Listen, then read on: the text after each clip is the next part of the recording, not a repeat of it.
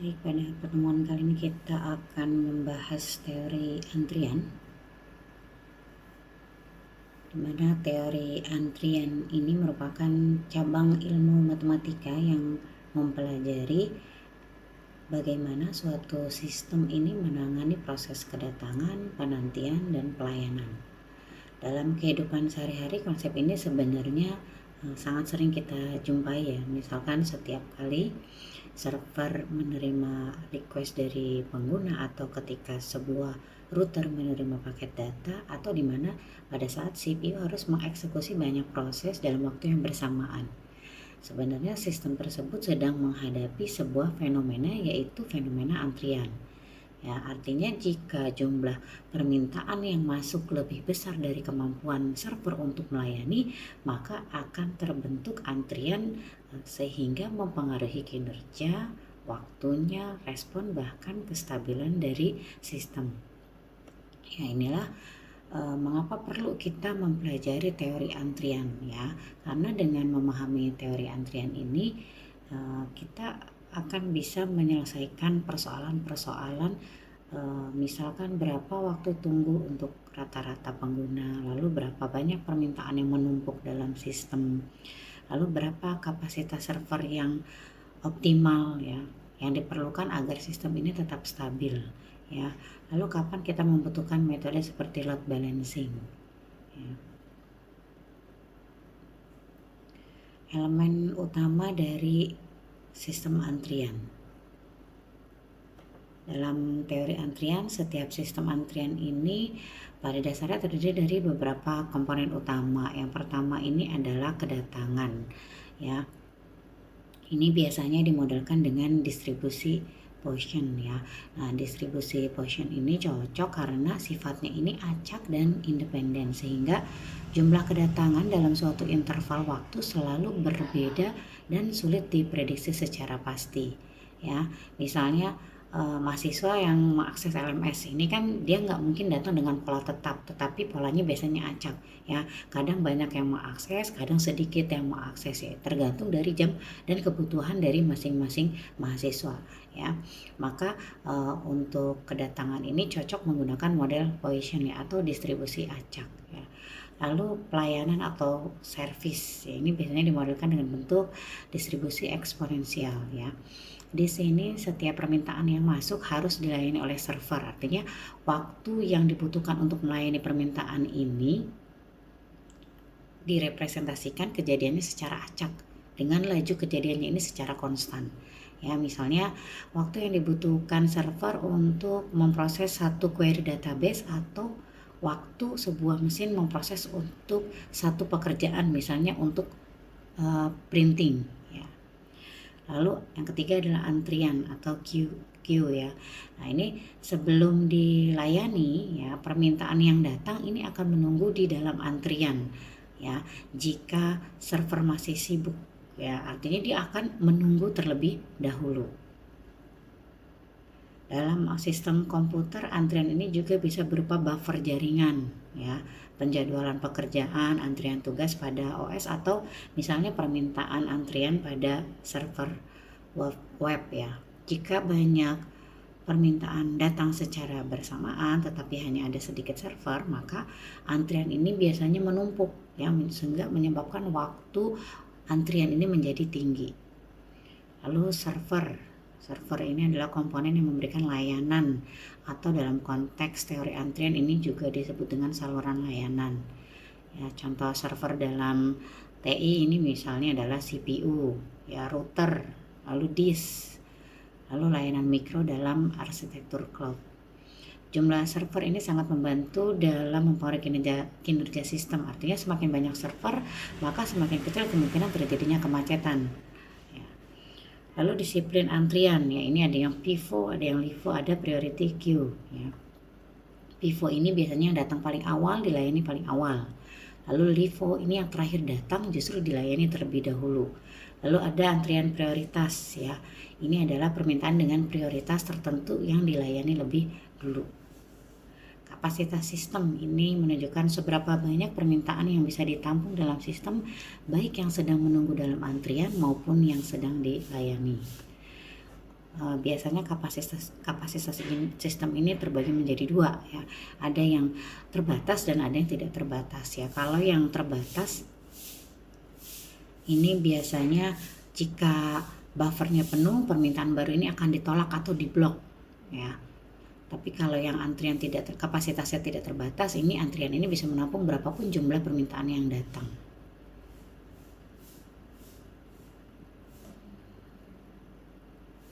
Ini adalah notasi standar ya untuk teori antrian. Biasanya untuk contoh yang sering digunakan ini ada yang MM1, MMC, di mana C-nya ini bisa bervariasi, bisa 2 atau lebih. Lalu MG1 dan MM ini tidak terbatas ya.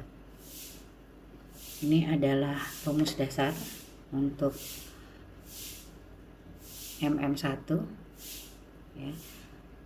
Lalu penerapan teori antrian dalam teknologi informasi. Ya, dalam server dan cloud computing ini contohnya adalah untuk memodelkan beban server web atau TP request ya. Lalu untuk menentukan jumlah instance server pada cloud. Lalu untuk memprediksi bottleneck pada arsitektur microservice. Ya, model yang relevan ini kita bisa menggunakan MMC, MM tidak terbatas, lalu MG1. Lalu pada sistem operasi dan CPU schedule ya. CPU ini adalah servernya, lalu proses atau thread ini adalah pelanggannya. Burst time ini mendekati distribusi eksponensial. Ya, ini bisa menggunakan MM1, MG1 atau priority queue. Lalu ada jaringan komputer, ini biasanya digunakan untuk router dan switch.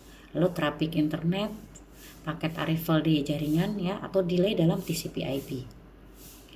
Lalu juga ada basis data dan disk input output. Nah, ini biasanya untuk query database mengantri untuk dieksekusi, di mana disk input output ini menunggu head movementnya.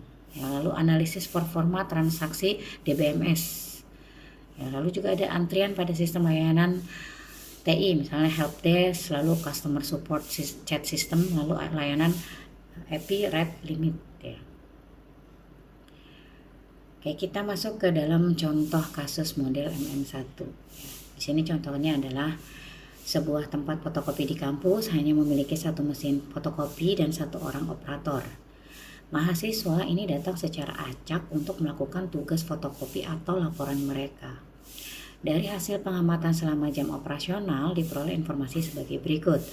Rata-rata kedatangan siswa adalah 10 siswa per jam. Dan pola kedatangan mengikuti distribusi Poisson ya. Operator fotokopi mampu melayani rata-rata 12 mahasiswa per jam dan waktu pelayanan mengikuti distribusi eksponensial. Mahasiswa yang datang langsung ini membentuk antrian tunggal dengan aturan FIFO ya, first in first out ya. Pertanyaannya pada kasus ini kita diminta menghitung tingkat intensitas penggunaan server, lalu jumlah rata-rata siswa dalam sistem, jumlah rata-rata siswa yang menunggu dalam antrian, waktu rata-rata siswa yang berada dalam sistem, lalu terakhir adalah waktu rata-rata siswa menunggu dalam antrian.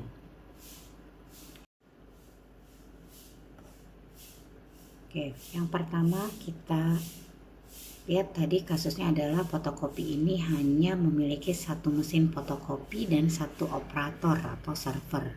Ya, lalu mahasiswa tadi datang untuk melakukan fotokopi dengan pola kedatangannya adalah acak atau menggunakan distribusi Poisson. Ya, rata-rata kedatangan mahasiswa ini kita simbolkan dengan lambda. Ya, lambdanya tadi adalah mahasiswanya 10 per jam. Ya, lalu rata-rata kecepatan pelayanan operator ini kita simbolkan dengan mu. Mu ini tadi adalah 12 mahasiswa per jam. Ya. Sehingga rumusnya untuk intensitas pelayanan ya, rho sama dengan lambda per mu. Ya, tadi untuk lambdanya adalah 10 siswa, lalu untuk mu-nya adalah 12 mahasiswa per jam. Sehingga rho-nya atau intensitas pelayanannya adalah sebesar 0,833. Artinya server sibuk 83,33% per waktu. Ya. Lalu selanjutnya menghitung rata-rata jumlah dalam sistem atau L. L rumusnya adalah rho dibagi 1 dikurangi rho. Tadi rho-nya adalah 0,833 ya, dibagi ya 1 dikurangi rho. 1 dikurangi rho itu berarti 1 dikurangi 0,833. Hasilnya adalah 0,1667 ya. 0,833 dibagi 0,1667 hasilnya adalah 5. Sehingga rata-rata ada 5 siswa dalam sistem yang menunggu plus yang sedang dilayani. Lalu selanjutnya adalah rata-rata jumlah yang menunggu dalam antrian atau LQ. LQ rumusnya adalah rho kuadrat dibagi 1 dikurangi rho.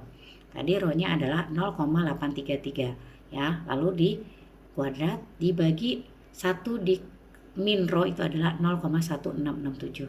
Ya, hasilnya adalah 0,6944 dibagi 0,1667. Hasilnya adalah 4,17. Sehingga rata-rata 4,17 siswa ini menunggu di antrian. Lalu waktu rata-rata berada dalam sistem itu adalah W, di mana W rumusnya adalah L dibagi lambda ya. L-nya tadi adalah 5 ya, lalu dibagi 10, maka hasilnya adalah 0,5 jam ya. 0,5 jam itu kita kalikan dengan 60 menit, maka rata-rata menunggu dalam sistem mahasiswa ini menunggu sekitar 30 menit ya untuk antriannya. Lalu yang kelima, waktu rata-rata menunggu dalam antrian atau WQ. WQ rumusnya adalah LQ dibagi lambda. Ya, LQ-nya tadi adalah 4,17 dibagi lambdanya adalah 10. Maka hasil WQ adalah 0,417 jam. Ya, 0,417 jam dikali dengan 60 menit, hasilnya adalah 20 menit. Sehingga waktu menunggu dalam antrian adalah sekitar 25 menit. Oke, kita masuk ke dalam model antrian MM3 ya. 3 di sini artinya ada 3 server ya. Di sini contohnya adalah sebuah bank swasta nasional membuka layanan nasabah yang terdiri dari 3 loket pelayanan, di mana masing-masing ini dijaga oleh seorang petugas yang bertugas membantu nasabah membuka rekening, mengurus kartu ATM dan layanan administrasi lainnya. Pada jam sibuk dari jam 9 sampai jam 12, bank mencatat bahwa rata-rata kedatangan pelanggan adalah 30 orang per jam. Dan pola kedatangan diasumsikan mengikuti distribusi Poisson.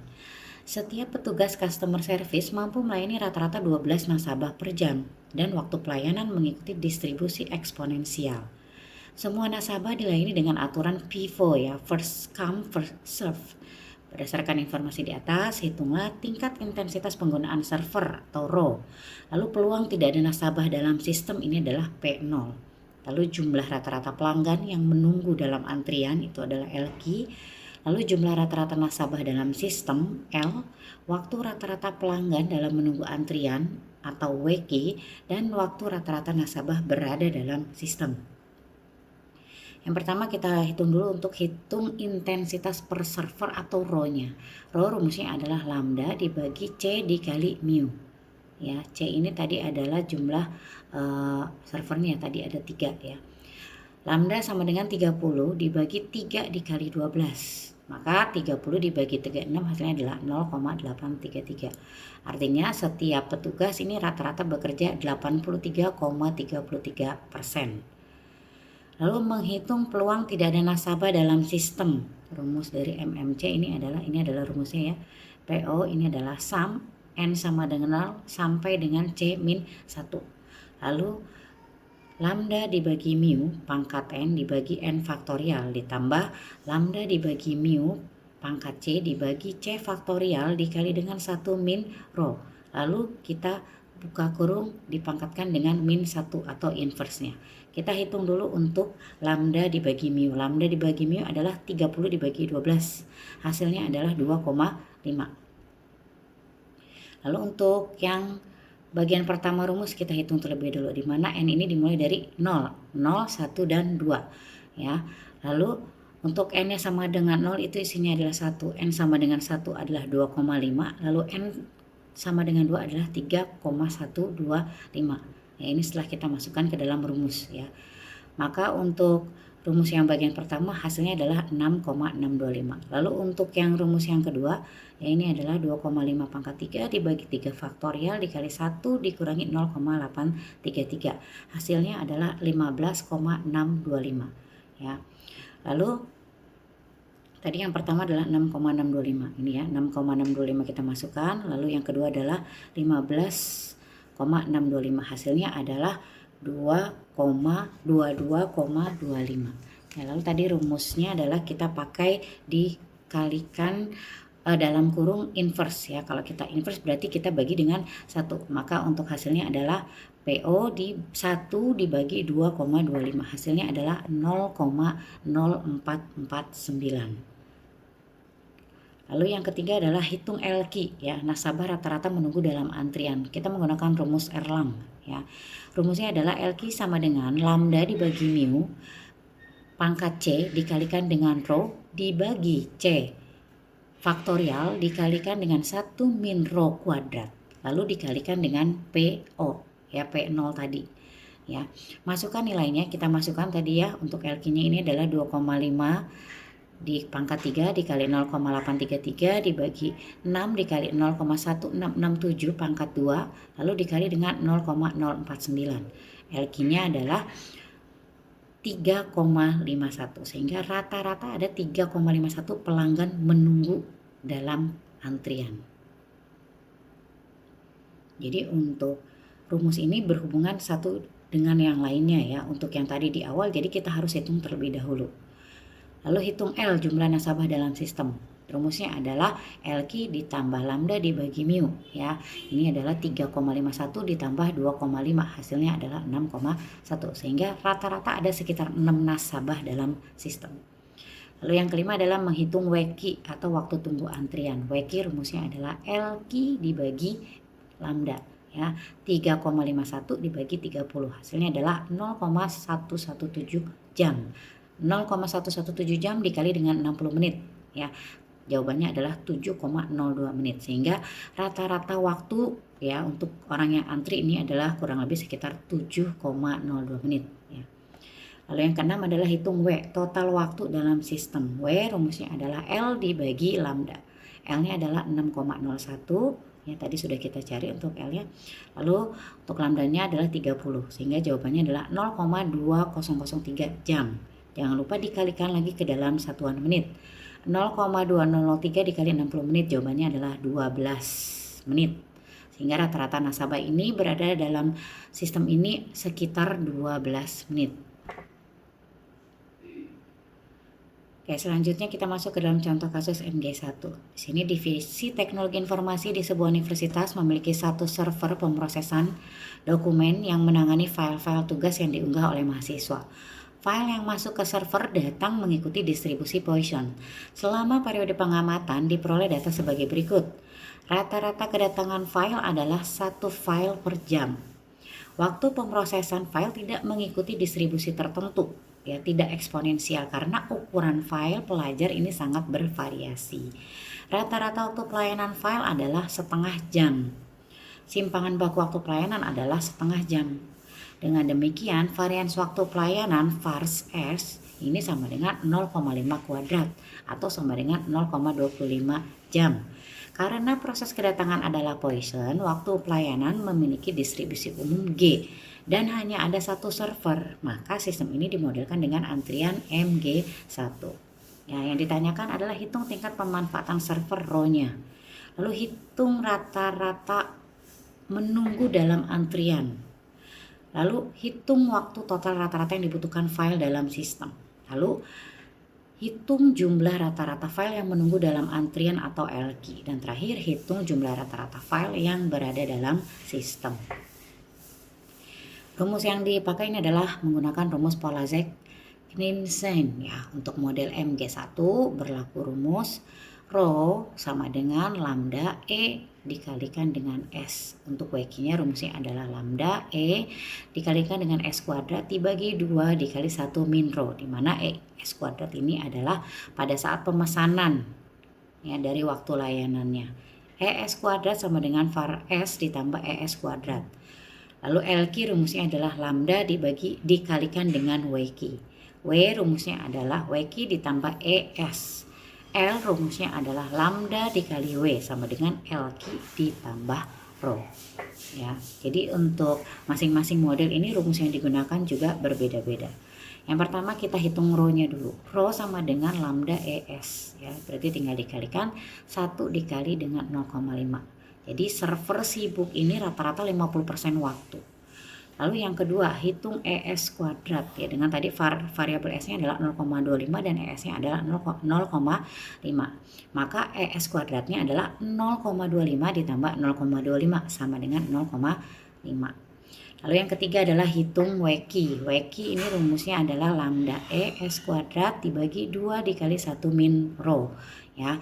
1 dikali 0,5 dibagi 2 dikali 1 dikurangi 0,5, hasilnya adalah 0,5 dibagi 1 atau 0,5 jam. Jadi WQ-nya ini adalah setengah jam atau 30 menit. Lalu yang keempat, hitung W ya, waktu total di sistem. W rumusnya adalah WQ ditambah ES, 0,5 ditambah 0,5 ya. 1 jam ini sama dengan 60 menit ya. Jadi rata-rata pekerjaan memerlukan 1 jam dari datang sampai selesai. Ini termasuk dalam proses menunggu sampai dilayani. Lalu yang selanjutnya adalah hitung LQ dan L. LQ sama dengan lambda dikalikan dengan WQ ya, 1 dikali 0,5. Jadi sama dengan 0,5 pekerjaan. Lalu L sama dengan lambda dikali W sama dengan 1 dikali 1 pekerjaan. Artinya ada 0,5 job menunggu setiap saat dan total rata-rata 1 job di sistem, baik ketika menunggu atau ketika sedang dilayani. Ya, demikian materi untuk teori antrian.